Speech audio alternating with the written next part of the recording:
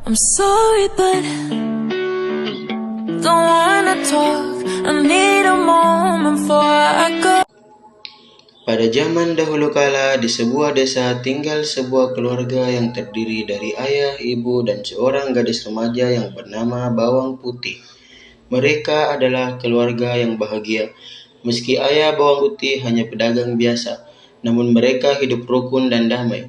Namun suatu hari ibu Bawang Putih sakit keras dan akhirnya meninggal dunia. Bawang Putih sangat berduka, demikian pula ayahnya. Ayah, kenapa ibu meninggalkan kita begitu cepat? Ini yang sudah takdirnya, nak. Ya sudahlah ya. Ya sudah, biarkanlah sudah. Di desa itu tinggal seorang janda yang memiliki anak bernama Bawang Merah. Semenjak ibu Bawang Putih meninggal, ibu Bawang Merah sering berkunjung ke rumah Bawang Putih.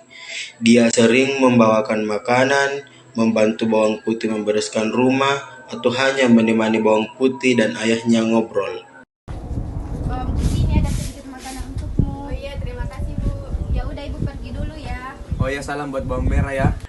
Pada akhirnya, ayah Bawang Putih berpikir bahwa mungkin lebih baik kalau ia menikah saja dengan ibu Bawang Merah. Dengan pertimbangan dari Bawang Putih, maka ayah Bawang Putih menikah dengan ibu Bawang Merah. Jika ayah menikah dengan ibu Bawang Merah, apa kamu setuju nggak? Aku setuju ya. Bagaimana denganmu, Bawang Merah? Aku setuju ya kan, Bu? Iya. Awalnya, ibu Bawang Merah dan Bawang Merah sangat baik kepada Bawang Putih. Namun lama-kelamaan sifat asli mereka mulai kelihatan. Mereka kerap memarahi Bawang Putih dan kerap memberinya pekerjaan yang berat jika ayah Bawang Putih kepada Bawang Putih. Namun lama-kelamaan sifat asli mereka mulai kelihatan. Mereka kerap memarahi Bawang Putih dan kerap memberinya pekerjaan yang berat jika ayah Bawang Putih sedang berdagang. Tentu saja ayah Bawang Putih tidak tahu karena Bawang Putih tidak pernah menceritakannya. Iya Bu. Kamu harus mengepel, cuci piring, dan bereskan semua pekerjaan rumah. Iya Bu. Dan kamu juga harus bereskan kamar yang berantakan. Iya Kak. Pergi. Suatu hari, ayah Bawang Putih jatuh sakit dan kemudian meninggal dunia. Sepertinya sudah tidak kuat lagi dengan penyakit ayah yang hampir menyebar ke seluruh tubuh ayah. Ayah pasti sembuh. Kalau ayah pergi, kamu baik-baik ya, nak. Iya iya. Putih-putih ya. Iya, ayah. Gimana jangan tinggalkan Merah, ayah. Sejak saat itu, Bawang Merah dan ibunya semakin berkuasa dan semena-mena terhadap Bawang Putih, hampir tidak beristirahat. Kamu harus bangun sebelum subuh untuk mempersiapkan sarapan untuk saya dan Bawang Merah. Bawang Putih selalu melakukan pekerjaannya dengan gembira, karena ia berharap suatu saat ibu tirinya akan mencintainya, seperti anak kandungnya sendiri. Pagi itu seperti biasa, Bawang Putih membawa bakul berisi pakaian yang akan dicucinya di sungai. Dengan bernyanyi kecil, dia menyusuri jalan setapak di pinggir hutan kecil yang biasa dilaluinya. Hari itu cuaca sangat cerah. Bawang Putih segera mencuci semua pakaian kotor yang dibawanya. Saking terlalu asiknya, Bawang Putih tidak menyadari bahwa salah satu baju ibu tirinya terhanyut terbawa arus. Celakanya, baju yang hanyut adalah baju kesayangan ibu tirinya. Ketika menyadari hal itu, Bawang Putih mencoba menyusuri sungai untuk mencarinya. Aku harus menemukan baju ibu karena itu adalah baju kesayangan ibu. Namun, Bawang Putih tidak berhasil menemukannya. Dengan putus asa, dia kembali ke rumah dan menceritakan kepada ibunya. Bu, maafkan Putih Bu, baju ibu hanya terbawa arus. Apa? Dasar ceroboh. Pokoknya jangan pulang ke rumah jika kau tidak menemukan bajuku. Pergi. Bawang Putih terpaksa menuruti keinginan ibu tirinya. Dia segera menyusuri sungai tempatnya mencuci tadi. Matahari mulai meninggi. Namun Bawang Putih belum juga menemukan baju ibunya. Dia sangat memasang matanya dengan teliti, diperiksanya setiap jaluran akar yang merojok ke sungai, siapa tahu baju ibunya tersangkut di sana. Setelah matahari sudah condong ke barat, Bawang putih melihat seorang ibu yang hendak pergi ke pasar. Ya, ada apa nak? Apakah bibi melihat baju merah yang hanyut lalu sini? Karena saya harus menemukannya dan membawanya pulang. Oh iya, nak, tadi saya melihatnya. Jika kamu cepat mengejarnya, maka kamu akan menemukannya. Baiklah, Bi, terima kasih. Hari sudah mulai gelap. Bawang putih mulai putus asa. Sebentar lagi malam akan tiba. Dari kejauhan nampak cahaya lampu yang berasal dari sebuah gubuk tepi sungai. Bawang putih segera menghampiri rumah itu dan mengetuknya. Permisi. Iya, siapa kamu, nak? Saya Bawang Putih, Nek. Tadi saya sering mencari baju ibu saya yang hanyut dan sekarang kemalaman. Bolehkah saya tinggal malam ini?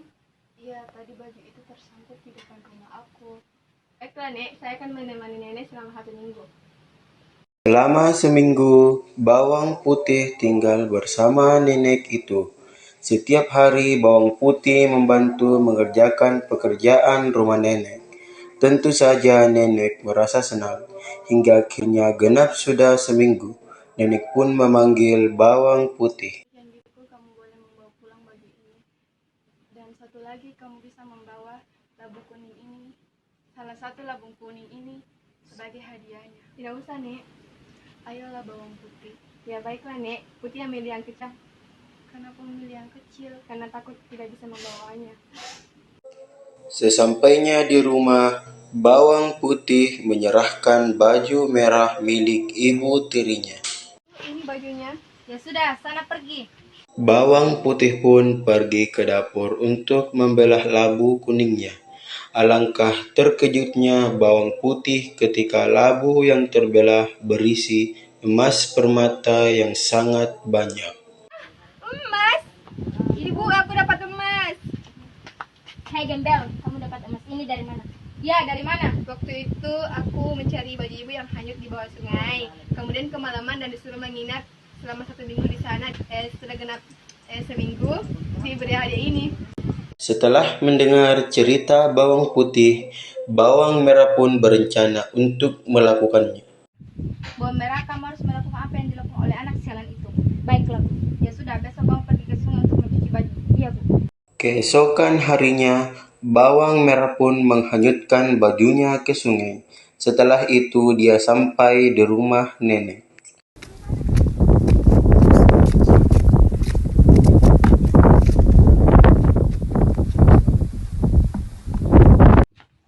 Nek, nenek tahu tidak baju yang hanyut tadi? Iya, nenek tahu, tapi kamu harus nginap selama seminggu di sini. Baiklah, Nek. Selama seminggu itu, bawang merah selalu bermalas-malasan. Kalau ada yang dikerjakan, pasti hasilnya tidak bagus, karena dikerjakan dengan asal-asalan. Akhirnya, Kak nenek seharusnya memberiku labu karena sudah menemani nenek selama seminggu. Iya, silahkan kamu boleh membeli salah satu dari labu ini. sesampainya di rumah, bawang merah segera menemui ibunya dan dengan gembira memperlihatkan labu yang dibawanya. Karena takut bawang putih minta bagian, mereka menyuruh bawang putih untuk pergi ke sungai. Putih, kamu harus pergi ke sungai untuk mencuci baju-baju yang kotor. Baiklah, Bu.